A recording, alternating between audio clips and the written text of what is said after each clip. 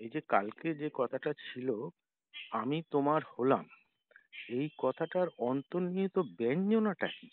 মানে আমি যখন প্রতিদিনের কাজ করছি, আমার কি মনোভাব হবে? আমি তোমার হলাম,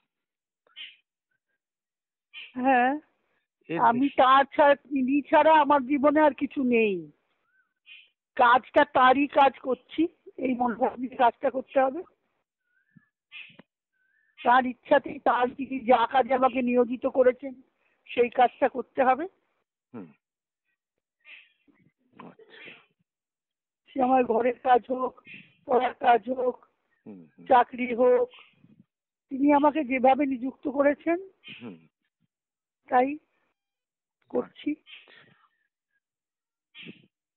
সেখানে কোনো সেখানে কোনো যুক্তি বিচার তর্ক থাকবে না, হুম কোনো অসন্তোষ থাকবে না। হুম। কেন এটা হলো, কেন এটা করলাম, কোনো প্রশ্ন থাকবে না। তবে তো সমর্পণ হবে না। সবকিছু কি মেনে নিতে হবে যে কেউ? হ্যাঁ, হ্যাঁ, আমাকে যেভাবে নিয়োজিত করেছেন সেখানে আমার আমিত্বটাকে তো বর্জন করতে হবে না, তোমার মাঝে ডুবিয়ে দিতে হবে। তিনি কে সেটা, তার সঙ্গে আমার সম্পর্কটা বুঝে নিয়ে হুম হুম। তিনি আমাকে চালনা করছেন। প্রত- এই প্রত- মনোভাবটা তো থাকতে হবে, আমি তার যন্ত্র হতে চাই, ইচ্ছাটা থাকতে হবে। আচ্ছা। তার কাজের যন্ত্র হতে চাই, প্রথম ইচ্ছাটা থাকতে হবে। হুম। মানে তাকে সেবা করতে চাই, আচ্ছা। তার ইচ্ছা পূরণের দ্বারাই তার সেবা হয়। তো প্রতিকূলতার বিরুদ্ধে কি কোনো মানে কাজ করব না? মানে বোঝাতে পারলাম না ব্যাপারটা। যখন কোনো হ্যাঁ, বোঝাতে পারিনি, আমি বলছি যখন কোনো বাধা আসছে, কেউ অসুবিধার সৃষ্টি করছে, বা বিভিন্ন আর কি রাস্তাঘাটে, বাড়িতে, হুম, সেখানে কি আমার কোনো সে থাকবে না? আমার কিছু বক্তব্য থাকবে না? নাকি সবটাই মেনে নিতে হবে? না না, বক্তব্য থাকবে না কেন, থাকবে। তখন সেটা আমার নিজেকে, সেই সমস্যাটা যেটা আসবে, সমস্যার প্রতিকারের জন্য আমার নিজেকেই ভেতরে জানতে হবে, জিজ্ঞেস করতে হবে, ভেতর থেকেই অন্তর্পুরুষই উত্তর দেবেন যে আমাকে কি করে এটা সামলাতে হবে। আচ্ছা। আমার অহং দিয়ে আমি চাইবো না, হুম বাইরের থেকে চাইবো না, বুঝতে পারছো? হুম হুম। এটা এবার একটা, এটা মানে অনুভবের ব্যাপার। হুম ভেতর থেকেই সারাটা আসবে, ভেতর থেকেই সমাধানটাও আসবে। হুম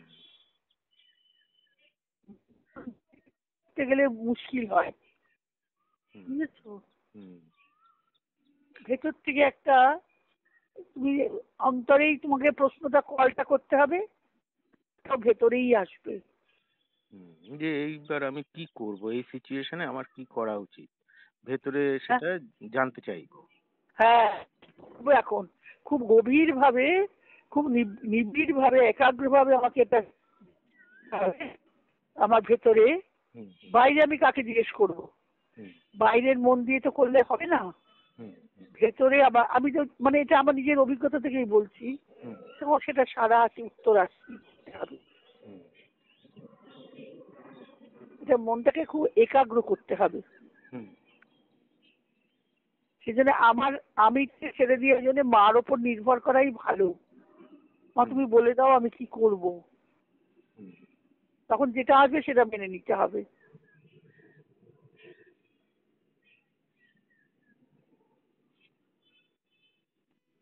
আর একটা কথা বলবো, হ্যাঁ, সেটা হচ্ছে এই যে আমাদের ভালোবাসাটা আসে না, মানে ভালো লাগাটা নেই। আমরা ভালো, আমাদের ভালো লাগে অন্য কিছু জিনিস, কিন্তু ভগবানকে তেমন ভালো লাগে না।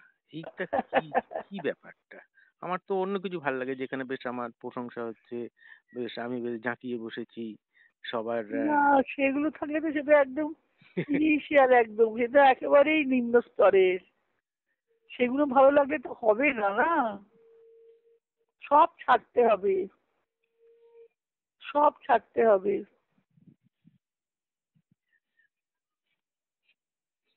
না ছাড়লে তো হবে না।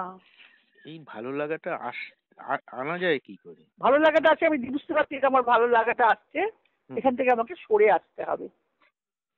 তা এটা এই নিজেকে নিজেকে দেখতে হবে, অবজারভার হতে হবে আগে তো, সাক্ষী স্বরূপে থাকতে হবে নিজের মধ্যে। তা এবার ভগবানের প্রতি ভালো লাগাটা আসবে কি করে? এখান থেকে না সরে গেলাম খানিকটা। না, ভালো লাগাটা তো আমার ভালোবাসাটা, হুম। অন্তর থেকে হৃদয় থেকে তাকে চাওয়া, তখন একটা পথ আসবেই আসবে। ঠিক ব্যাপারে বলো, ভেতর থেকে একটা উত্তর আসে। হুম।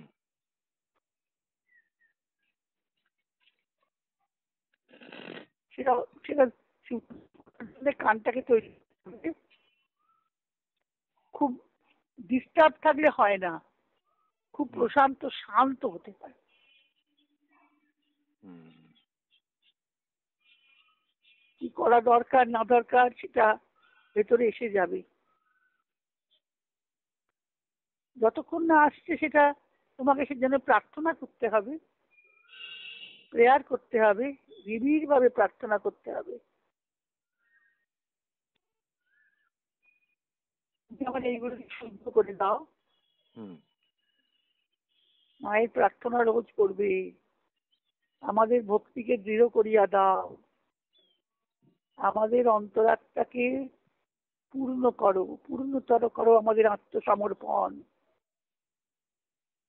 প্রতিদিন এইটা নিয়মিত জপের মতো করতে হবে যে এই যে বললে শান্ত, প্রার্থনার মধ্যে, এই যে বললে শান্ত থাকতে হবে, তবে না তোমার ভেতরে জাগবে।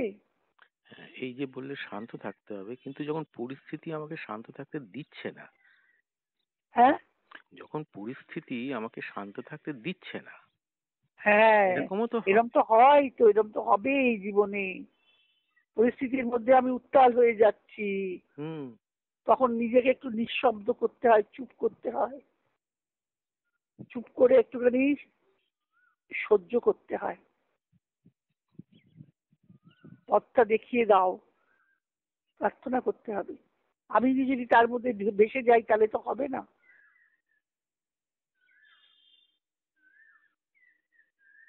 সর্বাবস্থায় শান্ত থাকাটাই আগে প্রথম দরকার, এটা আমি এতদিনের অভিজ্ঞতায় বুঝেছি। আমার জীবনে প্রচুর এসেছে, তার মধ্যে থেকেই তিনি কিন্তু পথ দেখিয়েছেন কি করতে হবে, বিভ্রান্ত যেন না হই, বিভ্রান্ত যেন না হই। ঠিক আছে, রাখছি তাহলে এখন। হ্যাঁ, আমি এখন সাবিত্রী পড়ছি আসলে। ঠিক আছে। ওকে।